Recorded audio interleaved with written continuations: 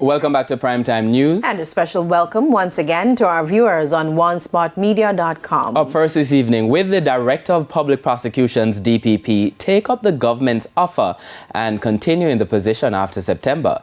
That's the question this evening as discussions continue about changes to the Constitution to increase the retirement age of the DPP. Prime Minister Andrew Holness today dismissed suggestions that the DPP's tenure is linked to the investigation of 6 parliamentarians for corrupt activities. He was speaking at a press briefing today. Andrea Chisholm has the details.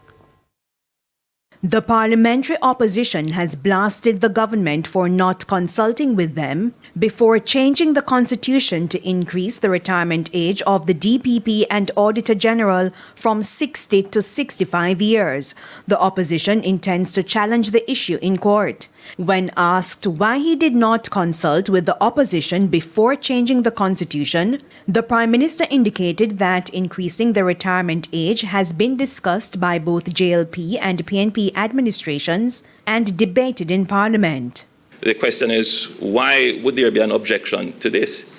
And it would appear that the objection is not uniform. The objection is to one particular office versus another. Now, when the constitutional changes were being discussed in the House of Representatives on July 25, opposition leader Mark Golding not only took issue with the process, he made reference to the Integrity Commission's annual report, which stated that 6 parliamentarians are being investigated for illicit enrichment, owning assets which do not match up to their lawful earnings. The Director of Corruption Prosecutions, who would have charge of those proceedings, is subject to the supervening authority of the DPP under the Constitution. The rush to make these amendments happen now in that context is also, to my mind, something which requires some explanation. That comment suggested some sort of dishonesty involving the DPP if charges are brought against the 6 parliamentarians. The Prime Minister responded. Nonsense. And it is unbecoming of someone who holds a constitutional office to bring into disrepute, literally, another constitutional office holder. As it relates to the matters of the Integrity Commission, my own position is that I don't discuss those matters.